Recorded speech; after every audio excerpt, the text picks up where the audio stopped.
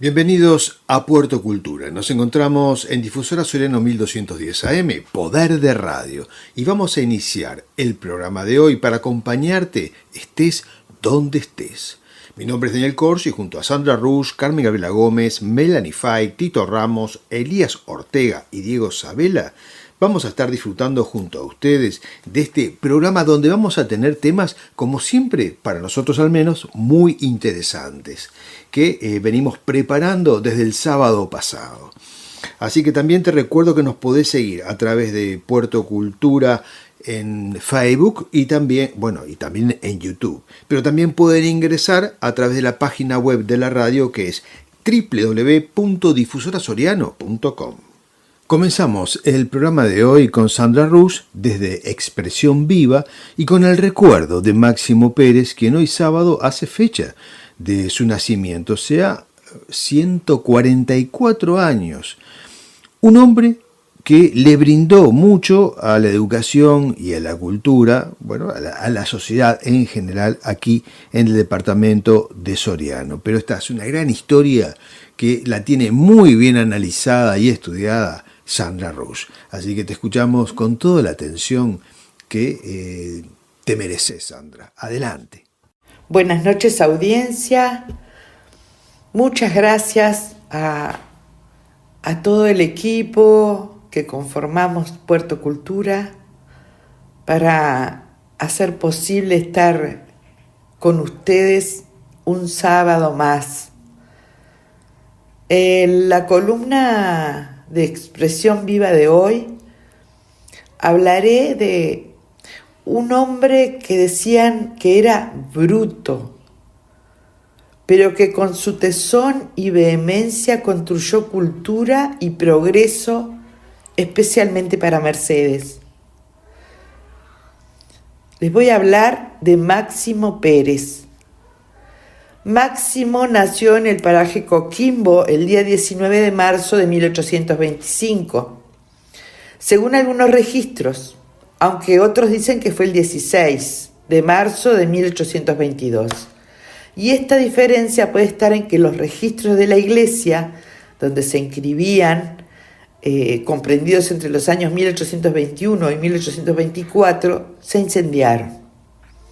Sus padres, Vicente Pérez y María del Rosario Siniestro, él de origen argentino, ella una mujer descendiente de militares españoles, se habían instalado en la zona de tierras fértiles cercanas al arroyo Coquimbo.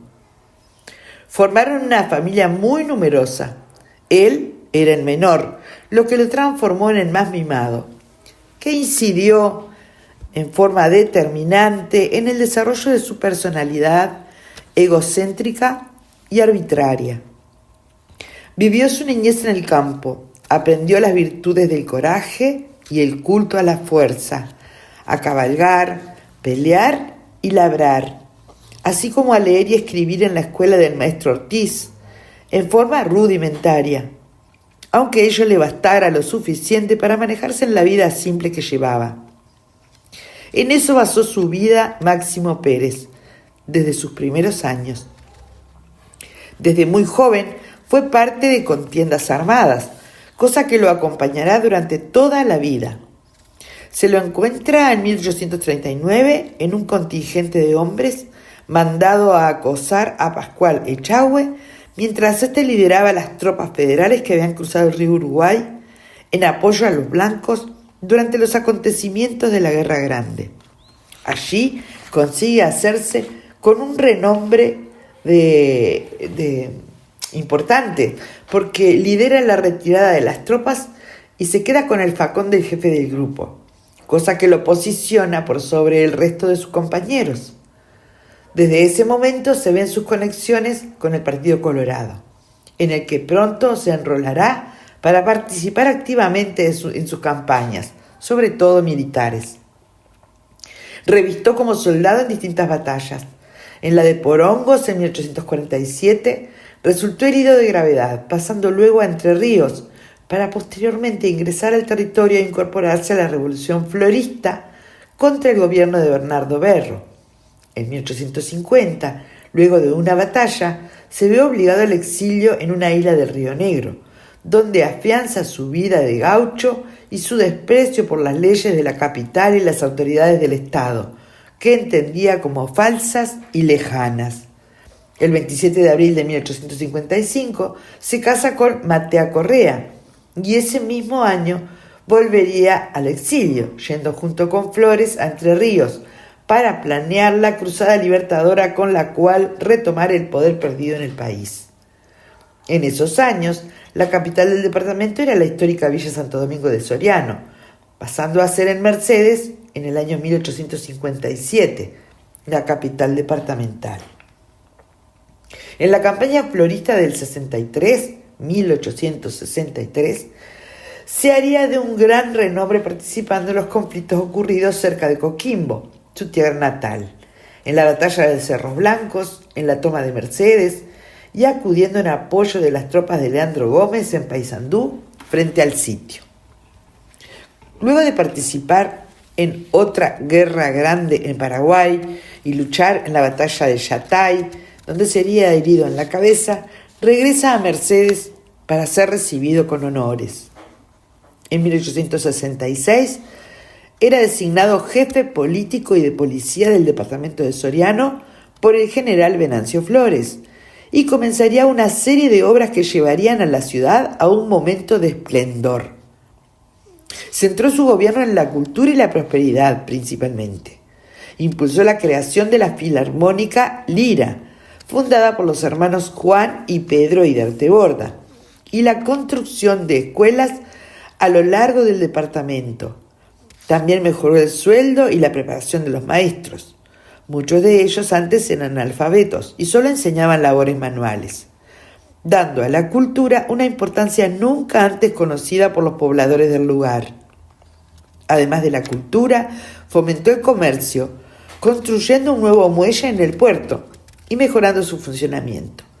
Mandó la construcción de un monumento al Grito de Ascencio, la terminación de la catedral, la construcción de la Plaza Independencia y la creación de un nuevo cementerio para los muertos por la guerra y por el cólera, enfermedad que estalla en 1867. Se expandió por el país y arrasó con la población de Mercedes, provocando la muerte de más de 1.000 personas en una población de 5.000. Fue la policía quien tomó a su cargo el control del cuidado de los enfermos con la colaboración de médicos y boticarios y el entierro de los cuerpos. Su esposa Matea cayó muerta presa de la enfermedad y eso lo impulsó a luchar con más fuerza para combatirla y erradicarla de la ciudad. Abrió fosas comunes, mandó a hacer cordones sanitarios y a incinerar ropa con tal de detener el contagio. Pronto él también la contrajo, sobreviviéndola a duras penas. Todo su mandato fue aderezado con sus decisiones puramente arbitrarias, de nivel dictatorial, considerándose Pérez al mismo nivel que el mismísimo presidente en cuestiones de autoridad. Decía, siempre manifestaba, Flores manda en Montevideo, yo mando acá. Fue en esa época que Máximo, abrumado por las muertes, se acerca a la fe cristiana y a la práctica del catolicismo, tomando una figura principal en su pensamiento. Entre los años 1866 y 1868 merecen destacarse entre las obras que impulsó, como dijimos, la construcción del muelle de Mercedes, la escuela número 1, el edificio de la jefatura de policía, la Estatua de la Libertad, que fuera inaugurada en la Plaza Flores y hoy se emplaza en Plaza Rivera, destrozada por un temporal hace unos años y actualmente reconstruida. Arreglo de la Plaza Independencia, obras para la culminación de la catedral, el nuevo cementerio, así como la solicitud de la construcción del mismo, de la parte nueva que había proyectado, no olvidando su constante apoyo a la educación, pese a ser considerado un analfabeto, tosudo e individualista. Estas últimas características en él fueron su fortaleza y sostén de sus convicciones de construcción de progreso. Téngase presente que todas estas obras se realizaron en 2 años y con la epidemia de cólera en el medio.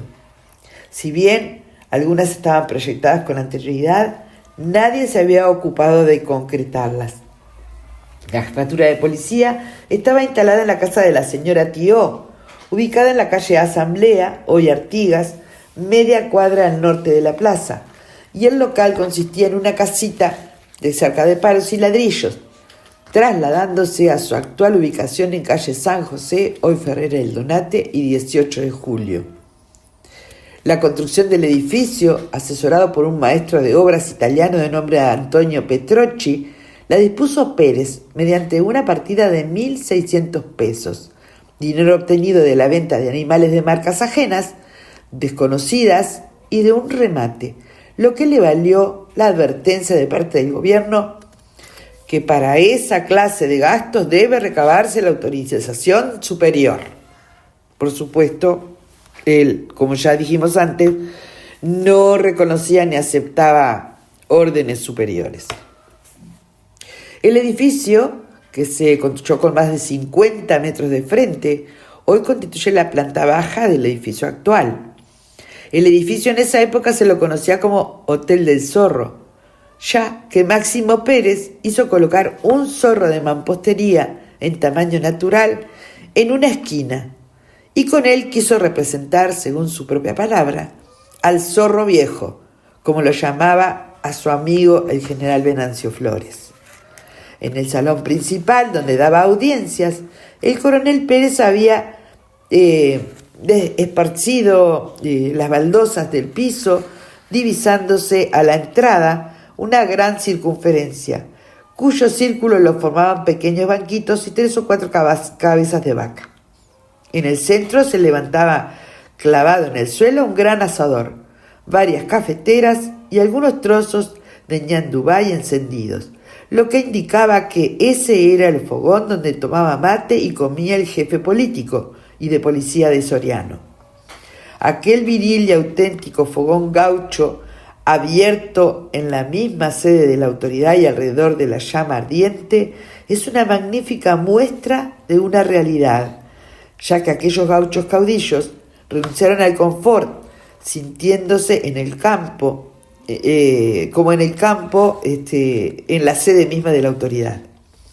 En la inauguración de las obras del edificio, el jefe político y de policía Máximo Pérez pronunció la siguiente alocución: «Está empeñado mi honor, quiero hacer digno el departamento de Soriano por su trabajo, su estimación y el aprecio. Es natural comprender que para lograr consolidar la integración policía-pueblo, ambas partes deben aportar lo que a cada uno corresponde.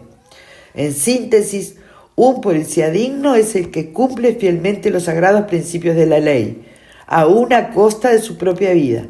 Pero un pueblo digno es el que acepta la justicia y equidad de la ley sin pretender acomodarla a su voluntad y sabiendo respetar el derecho de los demás, cumpliendo los unos y los otros, reconociendo virtudes y defectos, tolerando errores sin generalizarlos, podremos lograr la verdadera integración y convivencia comunitaria entre policía y pueblo, que son una sola cosa, indisolublemente unidad».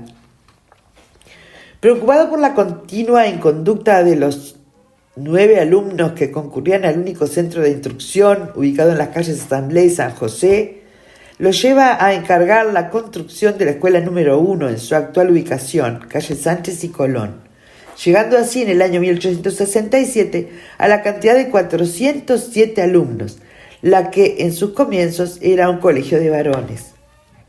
En agradecimiento y reconocimiento a su compromiso y exitoso desempeño, vecinos de Mercedes le obsequiaron una casa que está ubicada en la esquina de las calles 18 de Julio y Casa Grande, la que debió vender para solventar sus levantamientos libertarios. En 1868 deja la jefatura de policía y política de Soriano. Un año después participaría en la Revolución de las Lanzas, luchando contra las tropas blancas y haciendo todo lo posible por derrotarlas. Los persiguió por todo el Uruguay y los acosó hasta el cansancio, hasta que, de pronto, un día se retiró de la lucha.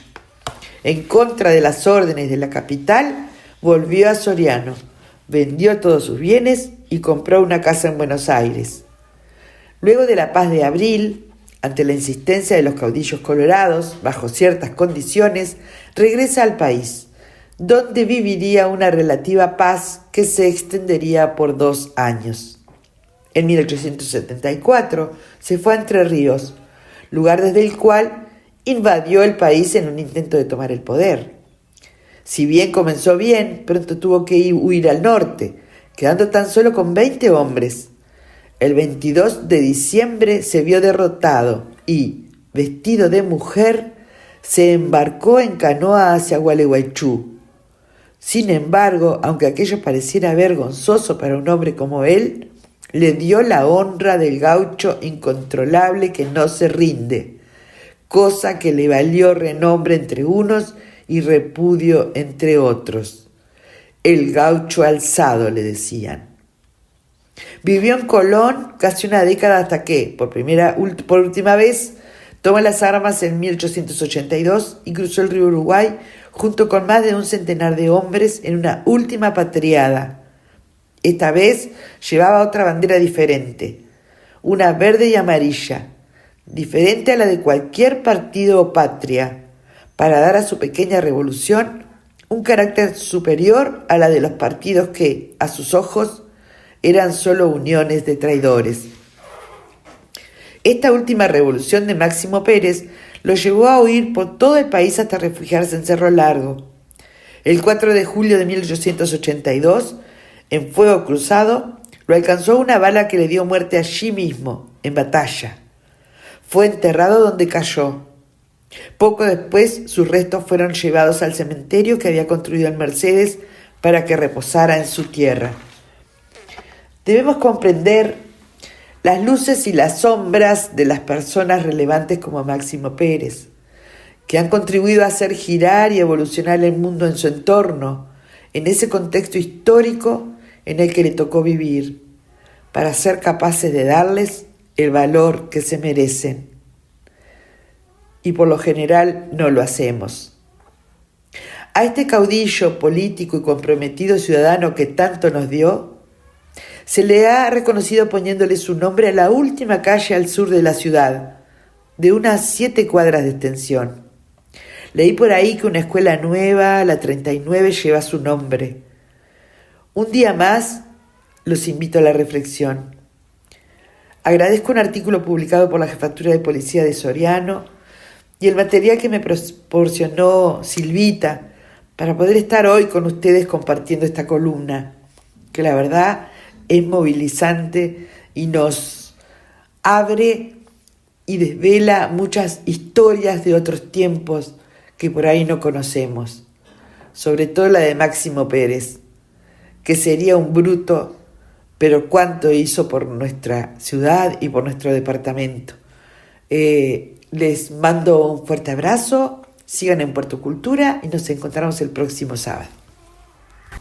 Continuamos con el segundo bloque de Puerto Cultura y estamos en Arte a la Carta, donde Carmen Gabriela Gómez hoy nos presenta 2 temas diferentes a lo que siempre nos tiene acostumbrados. Hoy va por otro camino, el de la reflexión.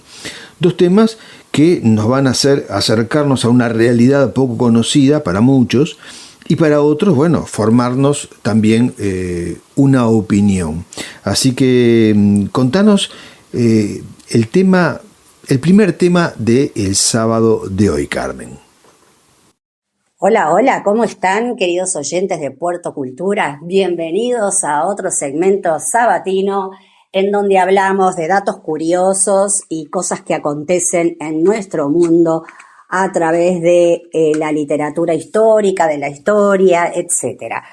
Hoy les voy a traer una historia que leí y me fascinó porque mi sobrina me había comentado ya al respecto en una de mis idas a España a visitar a mi familia.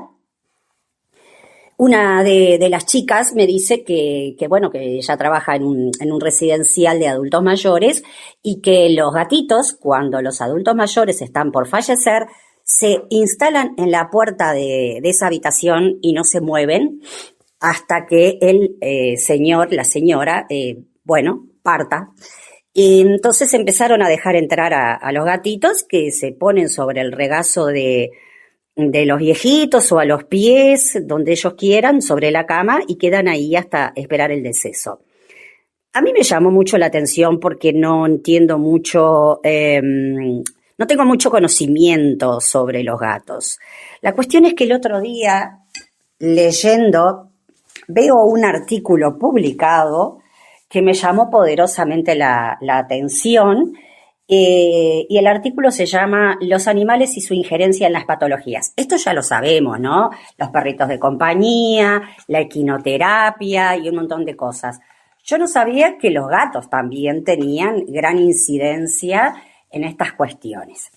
La cuestión es que en 2021, o sea, esto es muy reciente, un gatito llamado Orion entra al centro oncológico en Burlington, elige un paciente y se queda a su lado o en su regazo durante toda la quimioterapia. Este gatito había sido contratado para que se ocupe del jardín, o sea, que espante a las ratas y los ratones, que las tenga un poco a raya. El gatito desde el 2021, ha entrado en 61 oportunidades a ver pacientes. Bueno, el gato llegaba a una habitación antes de que el paciente supiera que ese día sería difícil, y la doctora Renata Souza inició en 2023 el estudio del fenómeno Orión. Le puso el fenómeno Orión en esto por el nombre del gatito, ¿no? En 32 sesiones de quimioterapia que hizo esta doctora el estudio, el gatito se instaló frente al paciente, que en esa semana presentaba la caída más crítica de glóbulos blancos. ¿Qué me cuentan? El equipo médico convocó a la Universidad de Vermont, especialista en una de sus áreas en comportamiento animal. Lo observaron durante 6 semanas. El patrón existe, dijeron, y no tenemos marco teórico para explicarlo. Sin embargo, los pacientes que gozaron del privilegio de ser elegidos por Orión reportaron 34% menos, así como lo escuchan, 34% menos de ansiedad aguda que normalmente se padece por efecto de la quimioterapia, ¿no? Bueno, la cosa es que hoy Orión tiene acreditación oficial, ¿qué me cuentan? Y un registro de pacientes. En 2023, esta misma doctora Souza anunció, la medicina necesita 20 años de datos para nombrar lo que este gato en 4 minutos ha hecho o hace. Hay cosas que los animales claramente perciben antes que los instrumentos, ¿no? Y a propósito de esto, ¿vieron ese gatito que tiene, no sé, un montón de dinero para heredar, que le dejó su dueño, su amo, pero son millones de euros? Y bueno, el gato todavía no lo ha podido cobrar, se lo dejó el gatito. ¿Por qué no lo donás a tantas instituciones benéficas, científicas, de estudio, que lo necesitan? Y sí, que el gatito sea adoptado por alguien que lo tenga como un rey hasta que descese, pero mientras tanto, señor, bueno, cada cual hace lo que quiere con su dinero. Ahora vamos a hablar de lo que significa envejecer en Japón. Yo he venido leyendo y observando que creo que está como muy romantizado el tema. Esto es un atrevimiento de mi parte, un comentario que les voy a hacer. El fundamentalismo en Japón. ¿A qué me refiero con esto? Que todo el mundo dice que es como ejemplar la vida en Japón, igual que en Noruega, igual que en Suecia. Y bueno, pero todos los países tenemos un lado oscuro, los barrios apartados con gente que delinque, las zonas rojas, etcétera, etcétera. Y Japón no es ajeno a eso. De hecho, prácticamente casi el 100% de los chicos tienen un título universitario. Pero después tienen que acceder al máster y no quedarse. Y solo 1 en 10 va a ser elegido. Es tanta la disciplina que tienen que uno observa y dice, pero qué lindo, cómo les hacen limpiar a los niños después de usar la salita.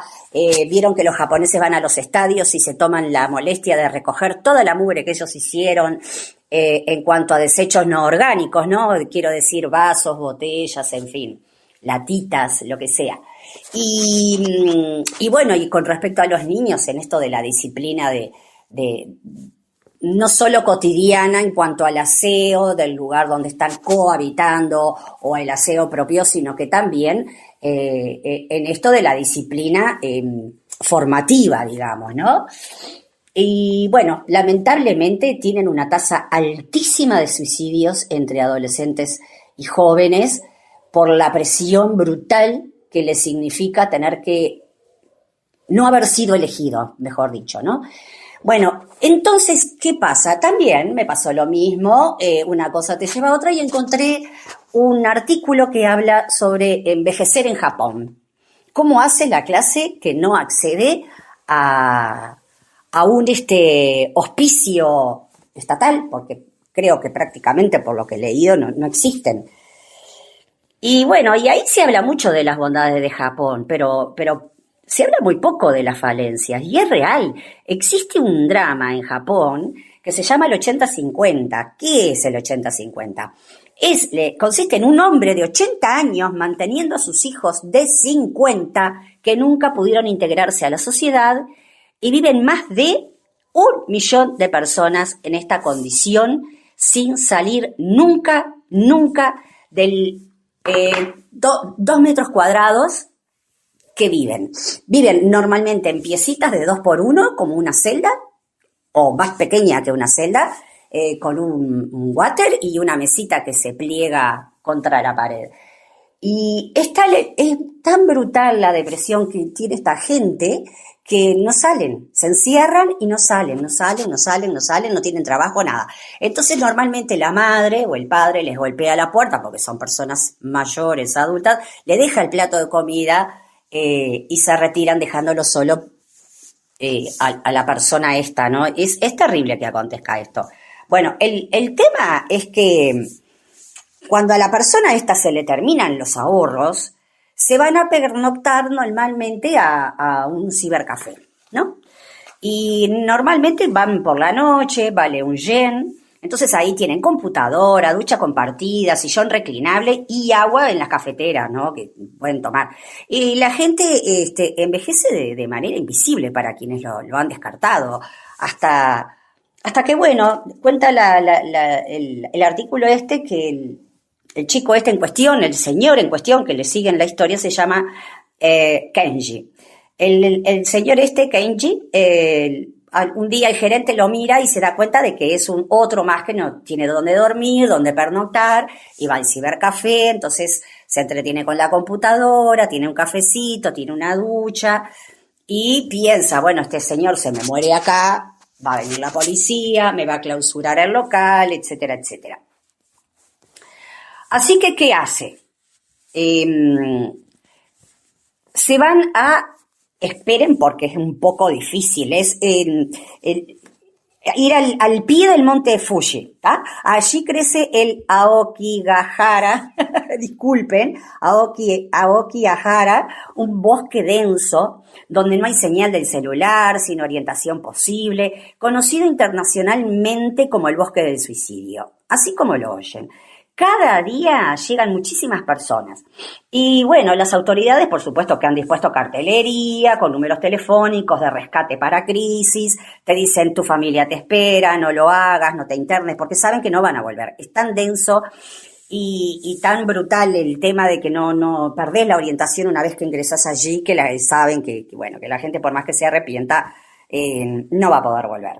Este señor, Kenji, que no tiene dinero ni para psicólogo, tampoco tiene familia, decide internarse en el bosque para nunca más volver. Otro porcentaje de ancianos que no tiene nada ni a nadie, muchas veces ¿a dónde se va a vivir? Al residencial más popular de Japón, la cárcel. ¿Saben qué hace? Se mete en un supermercado, toma algo y sale sin pagar. No asalta. Agarra algo y hace que se va sin pagar. Obviamente el dueño del súper llama a la policía y de esa manera la condena que le den, fíjense una cosa, que tienen de todo en la cárcel, porque tienen 3 comidas al día, tienen calefacción, atención médica y sobre todo, señoras y señores oyentes, tienen personas con quien hablar. Cada uno de estos reclusos le cuesta al Estado japonés 3 millones de yenes al año. ¿Qué pasa? También en la cárcel hay una rutina que les encanta porque hay horarios fijos, hay uniforme y existe lo que es el colectivo en esto de que les decía hace un ratito, ¿verdad? De poder conversar, intercambiar opiniones, de hablar de la vida con otra gente. El 15% de la población carcelaria de Japón, el 15%, son personas mayores de 65 años y las mujeres superan el 20%, mientras que en el resto del mundo la población etaria de esta edad no supera el 3% en ese rango. ¿Ustedes entienden que es brutal? Y bueno, en fin, el país que más exhortó al mundo al orden, a la disciplina, a la armonía, a la excelencia, a la eficiencia, tiene un precio y no todos se adaptan y simplemente son descartados. Por eso mismo es que eligen la cárcel y cuanto más años le den, mejor para ellos. Y si no, salen y vuelven a cometer otro robo de esa manera, sin dañar a nadie, porque tampoco son tontos, ¿no? Ahí no van a esas cárceles, van a otras. Queridos oyentes, con todas estas noticias y un bizcocho, nos encontramos el próximo sábado a las 8 p.m. Que tengan un lindo fin de semana. Bien amigos, continuamos en Difusora Soriano, estás escuchando Puerto Cultura y vamos al momento del contacto con los astros. En Cartografías del Cielo le damos la bienvenida a la erudita en materia astrológica como lo es la señora Melanie Fay, quien hoy nos acerca a la incidencia que tuvo en su momento una posición planetaria que involucró a dos planetas, un signo y un hecho histórico como fue el ataque a la base Pearl Harbor. Hola Sandra, hola Daniel, bienvenidos todos a una nueva entrega de Cartografías del Cielo.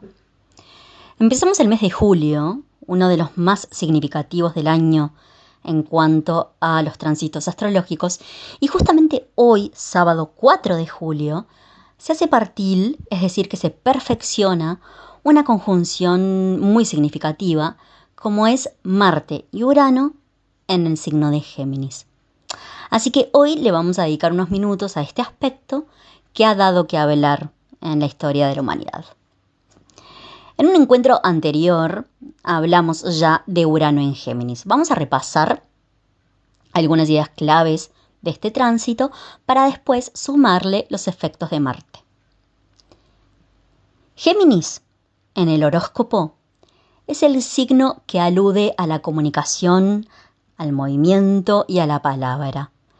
Géminis son las ideas que van y vienen, la curiosidad por conocer cosas nuevas, las ganas de abarcar muchos temas, aunque ninguno se trate en profundidad.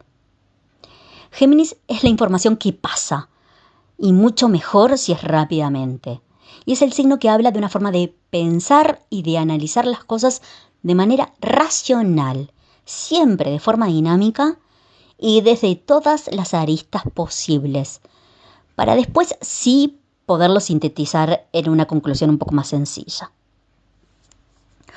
Urano, por su parte, es un planeta transpersonal, es decir, que es un planeta cuyo movimiento alrededor del Sol es lento y por lo tanto marca épocas.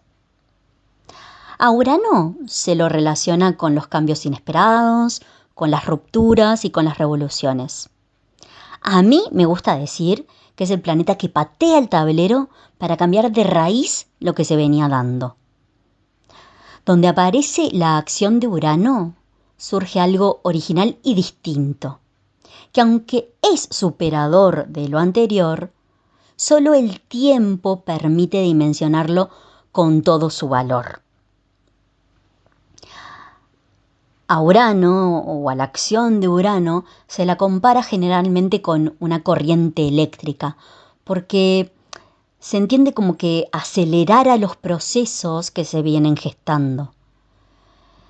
Urano no tiene nada de gradual, Urano no es uruguayo. Y entonces a la acción de Urano en el signo de Géminis se le suma ahora un protagonista muy potente. el planeta que representa al arquetipo del soldado o del guerrero. Se le suma Marte. Aunque en la mitología Marte es el dios de la guerra, en astrología representa un poco más. Sí es la confrontación, pero es una confrontación en general por un objetivo dado. Marte es directo, es la fuerza que se pone en movimiento. Marte es valentía, pero también es pasión, es voluntad, es dirección. Marte es el momento en el que dejamos de pensar y nos ponemos a hacer. Entonces, a la corriente de Urano, a los cambios inesperados, a sus rupturas y revoluciones, las enciende la chispa de Marte, que impulsa, acciona, avanza. Urano patea el tablero y Marte pide perdón pero nunca permiso. Y juntos pueden marcar épocas en las que los procesos que se venían acumulando y gestando explotan. Un ejemplo histórico en el que se ve claramente la acción conjunta de Marte y Urano en Géminis fue en 1941, en un evento bastante particular que cambió el curso de la historia.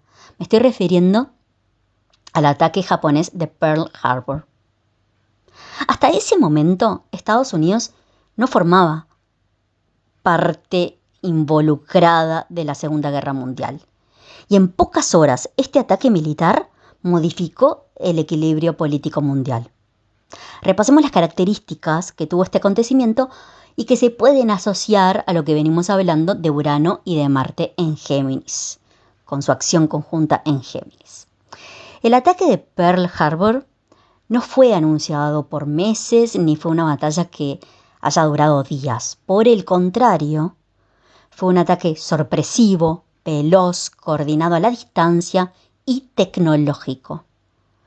Lo que en astrología se categorizaría fácilmente como un ataque muy uraniano.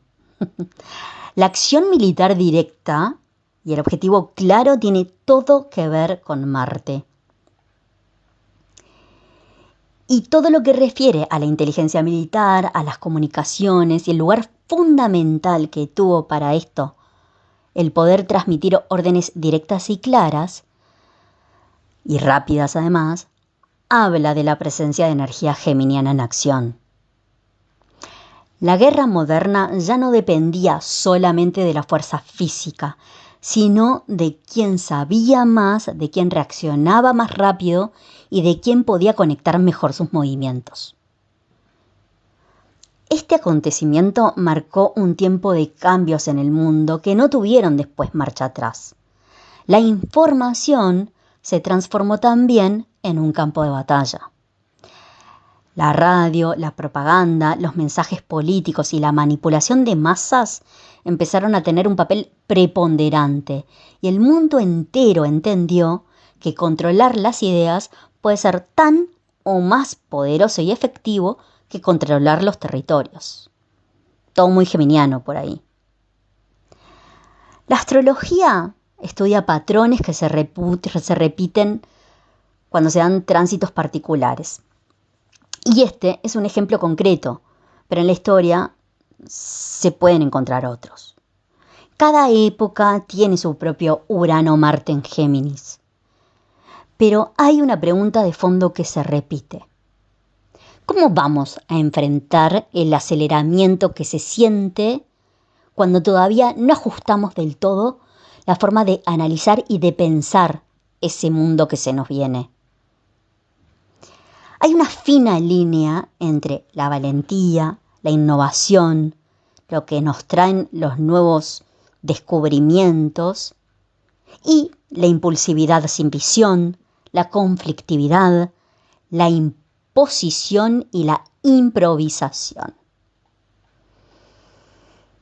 El cielo nos indica que tenemos a disposición la energía para cambiar el curso de la historia. Somos nosotros los encargados de elegir si vamos a tomar el camino de hacer de este mundo uno mucho mejor para todos. Mi nombre es Melanie Feig, los invito a seguirme en mi Instagram núcleo metrológico y los espero a todos en la próxima entrega de Cartografías del Cielo. Les agradezco mucho por estar del otro lado. Hasta la próxima. Bien, y ya en el final vamos a la lupa literaria, donde habíamos prometido hablar sobre Julio Cortázar. Pero antes voy a hacer una breve introducción de otro autor, Julio Verne, nada más ni nada menos. Julio Verne, que dijo que todo lo que un hombre puede imaginar, otros podrán hacerlo realidad. Esto es interesante porque Julio Cortázar fue un escritor que, bueno, para empezar nació en Bélgica. Muchos creen que es argentino, pero nació en Bélgica, en Bruselas, pero que sus padres sí eran argentinos. Él a los 4 años tuvo que viajar para la ciudad de Buenos Aires, donde estudió y bueno, creció allí, ¿no? Aclaro que fue nacionalizado argentino en el año recién 1981. Pero también tuvo la nacionalidad francesa, ¿sí? Todo esto por su propia oposición a los gobiernos que tuvo su país adoptivo, ¿no? Julio Cortázar nace, como mencioné recién, en 1914, en el mes de agosto, y fallece en París en 1984, en el mes de febrero. ¿Qué lo hace tan particular? Vamos a verlo ahora, porque Cortázar alcanzó el reconocimiento que tuvo de una forma poco común también, ¿no? Porque se dice que Cortázar con su narrativa lograba romper la realidad y la linealidad temporal entre lo real y lo fantástico. Eso fue, creo que, la gran capacidad que Cortázar tuvo. Y todo en realidad comenzó en su infancia. En su infancia porque, como muchas veces ocurre, ¿no? O sea, los sucesos a nuestro entorno siempre impregnan nuestra vida, aunque seamos niños. Aunque no seamos muy conscientes de lo que sucede, las impresiones las tenemos igual. O sea, nos marcan, nos dan o nos brindan la profundidad especial con que cada uno después se descubre o descubre la propia vida. En unos más, en otros menos, pero esas huellas quedan, ¿sí? Para bien y para mal, ¿no? En todas las áreas. Y después uno sabrá cómo superar o cómo estimular determinadas áreas de su vida. La familia de Cortázar tuvo que abandonar la embajada de Argentina en Bélgica porque los alemanes ya habían tomado la ciudad durante la Primera Guerra Mundial, o mejor dicho, el final de la guerra. Ellos entonces viajan o escapan a Suiza, luego van a España y así, bueno, poco a poco van llegando a la Argentina. Ya instalados en Buenos Aires, en su casa, en Banfield, según el propio Cortázar, él estuvo lejos de los afectos, ¿sí? O sea, lo rodeaba una excesiva servidumbre, según cuenta él, donde poco a poco eso lo fue haciendo sentir cada vez más triste. Y solo quería estar con sus padres, pero eso no era posible. Entonces, él tenía una hermana que se llamaba Ofelia, además era un año menor que él. Sus padres también se divorcian, y esto cuando él era muy niño, tenía 6 años, y esto lo afecta. O sea, ya estaba afectado por todo lo que había vivido y el divorcio de sus padres aún más. Además, ya no vuelve a tener contacto con el padre. ¿Por qué les cuento esto? Porque yo creo que este fue su punto de quiebre. La tensión de esa familia al escapar de Europa, la falta de afecto que el niño sintió en su infancia, impactó ¿en dónde? En su salud. Y esto provocó que se volcara a la lectura y a los 9 años, ya había leído los clásicos de Julio Verne, por eso empecé con Julio Verne, había leído a Víctor Hugo y a Edgar Allan Poe. Qué época, ¿verdad? O sea, cómo encontró el camino a través de la lectura. Era lo que había, Hoy podía haber sido otras opciones, podía haber visto un niño a su edad y con esa problemática haberse metido en las plataformas digitales o en los videojuegos, vaya uno a saber. Pero esto no estoy diciendo que le haga mal, sino que obviamente iba a disparar la creatividad hacia otro lado. En Cortázar fue hacia la literatura. Cortázar seguro que todos estos impactos emocionales lo afectaron. La vida siempre nos coloca donde debemos estar, aunque lo pasemos mal, aunque se sufra mucho. De alguna manera, en algún momento, como dije al comienzo, estas vivencias comienzan a fluir por nuestras venas y a llevarnos a tomar decisiones que, como también mencioné, nos van a ir marcando en la vida. Así nos ocurre a todos. Debido a todo esto que va viviendo Cortázar, él durante su primera infancia, la juventud, por las noches sufría de frecuentes y espantosas pesadillas. Además de leer Julio Cortázar, a Edgar Allan Poe, entre otros autores que mencioné, podemos darnos cuenta la idea de por dónde podía viajar su mente, ¿sí? O sea, a través de lo que leía, era el pensamiento que también adoptaba, ¿no? O sea, la perspectiva de la vida que tomaba. La ficción y la irrealidad que Cortázar veía en esos sueños, esos otros mundos, esos otros universos que vivía día a día debido, bueno, a la frialdad de su madre, a la desaparición después de su padre, a la educación que tuvo distante de los afectos, seguramente no, o sea, lo llevaron a ser quien fue, porque a Cortázar no le gustaba lo que vivía. Entonces se refugiaba detrás de la frontera de esa realidad que soñaba. Él viajaba a ese lugar donde dio rienda suelta a su imaginación y así creció como artista.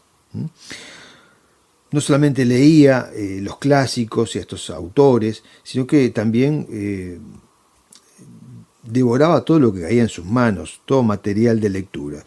Su madre, como lo veía muy metido en este mundo, lo llevó al médico porque entendía que le estaba pasando algo malo, porque además leía hasta el diccionario, ¿sí? Un pequeño diccionario Larousse, y bueno, la madre veía que él no estaba bien, refugiarse en la lectura todo el tiempo, mientras los chicos hacían otras actividades, jugar a la pelota, por ejemplo, ¿no?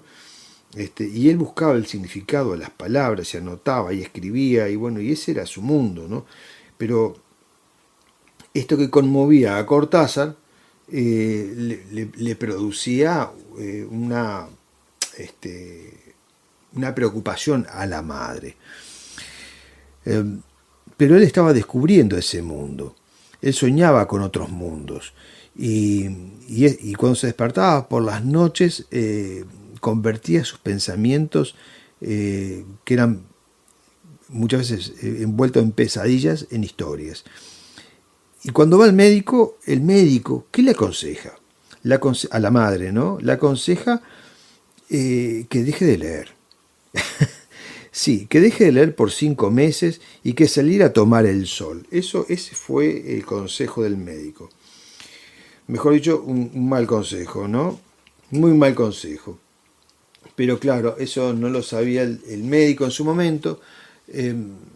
Era otra sociedad. Al médico le faltó capacidad para ver a dónde podía llegar este niño, ¿no? Pero bueno, hay muchas cosas que hoy consideramos que entonces no. Así que bueno, también hay que ubicarse en la época de la que estamos hablando. Cortázar a los 10 años ya había escrito una breve novela donde se demostró a sí mismo que era capaz de hacerlo, y también había escrito otros cuentos cortos. Años después, Cortázar da clases de literatura, y su primer cuento publicado fue en la revista Correo Literario, y ahí ya nos muestra su perfil creativo en una historia llamada Brujas, trabajo donde ya evade la realidad y rompe con lo cotidiano, muy probablemente influenciado por Poe o Edgar Allan Poe y otros escritores del momento.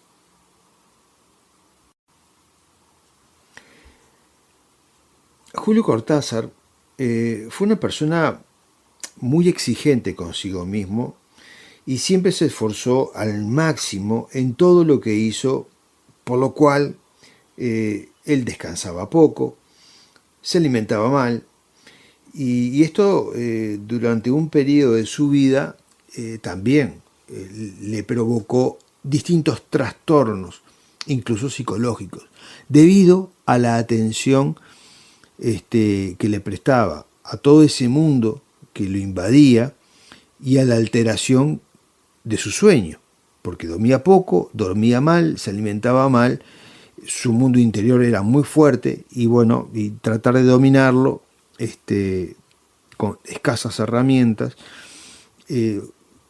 sumado a la mala alimentación, lo llevan a tener incluso trastornos, hasta visiones, ¿no? Pero así que, ¿qué pasa? Nace una obra como Bestiario, ¿verdad? Y bueno, Bestiario, que la escribió en 1951.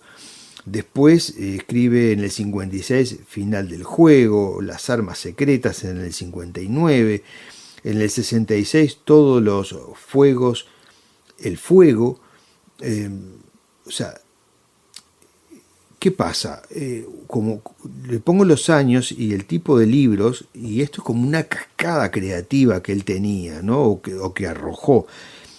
Esos eran libros de cuentos, pero también entre medio publicó novelas como los Premios de 1960, Rayuela en el 63, El Examen en el 86. O sea, si ustedes atan todos estos libros importantes en su vida y en la vida literaria de todos hoy, y los años, se dan cuenta como que él no paraba de trabajar, ¿no? 1951, 1956, 59, 66, 60, 63, o sea, una cantidad de trabajo. O sea, esto requiere de mucha concentración, de planificación, esto requiere de un trabajo de muchísimas horas, y él se ve que estaba dedicado a esto, ¿no?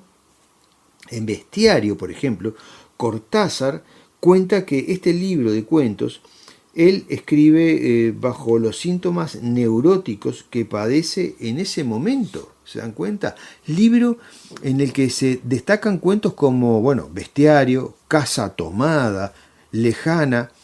En este cuento Casa Tomada, los personajes protagonistas piensan que en algún momento la casa en que residen y en la que han vivido toda la vida, el día que ellos no estén, o sea, sus familiares, la van a vender y van a dejar de existir. Es así que comienza a aparecer esas presencias extrañas, ruidos, hasta que la casa es tomada por intrusos invisibles, fantasmagóricos, ¿no? Pero sin duda todo esto era lo que él vivía en su cabeza, ¿sí? Que lo lleva al papel. Entonces, yo me pregunto, ¿no? ¿Acaso este cuento no representa ese sentimiento de abandono o mejor dicho, de no pertenencia que él estaba viviendo en su momento cuando era joven, cuando era niño todavía? Esos cambios, esa tensión de miedo que padecía, además incomprendido en una existencia que lo llevaba a estar permanentemente entre la ficción y la realidad. Este cuento que mencioné recién, ¿qué sucede con él? Sucede que también nació de un sueño, ¿sí? O sea, hay una interpretación distinta que es política. Existen otros ejemplos dentro de este libro que nos muestra cómo el escritor toma de la ficción esa irrealidad que sueña situaciones y personajes que lo colocan a él en un mundo ajeno, pero lo hace él con maestría cuando lo escribe, pudiendo juntar ambos mundos, el irreal del realmente que entendemos que es el que vivimos todos. Y eso es lo que pasa en Bestiario, eso es lo que pasa en cuentos como este, ¿no? La casa tomada, o Carta a una señora en París, o Lejana, hay otro que se llama Ómnibus, o Cefalea, seguramente de los dolores que él tenía de cabeza.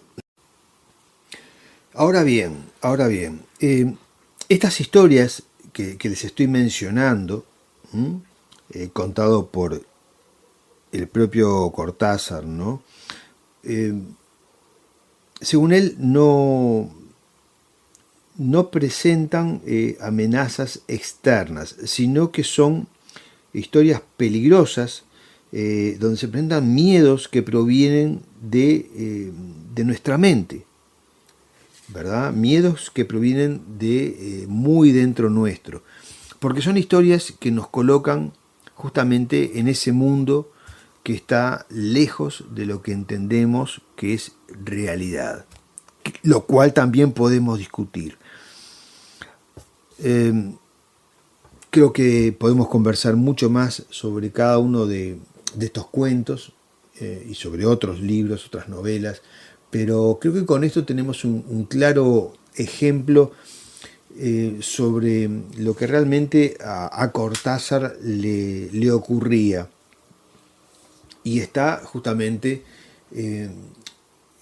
centrado en ese libro Bestiario del año 1951.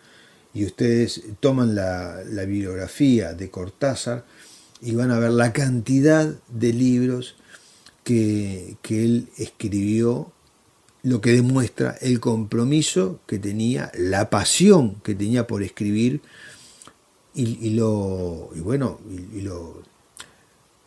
impresionante que era su cabeza que no paraba y su mano que no le temblaba el pulso para escribir. Bueno, amigos, espero que hayan disfrutado de este encuentro con Julio Cortázar aquí en Puerto Cultura. Nos encontramos el próximo sábado con otro autor, otro libro, veremos con qué, pero seguramente algo interesante para compartir en una noche de sábado, como nos ocurre siempre. Chao.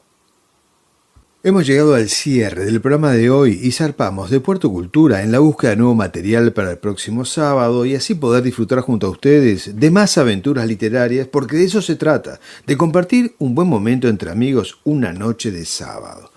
En mi nombre, Daniel Corso, en nombre de Sandra Rush, en nombre de Melanie Fay, de Carmen Gabriela Gómez, de Tito Ramos, de Elías Ortega y de Diego Sabela, le decimos adiós. También los saludamos en nombre de Julio Cortázar y de Máximo Pérez, que estuvieron en nuestro programa. Pero no se vayan de Difusora Soriano, porque la radio sigue con la mejor programación para el fin de semana. Adiós.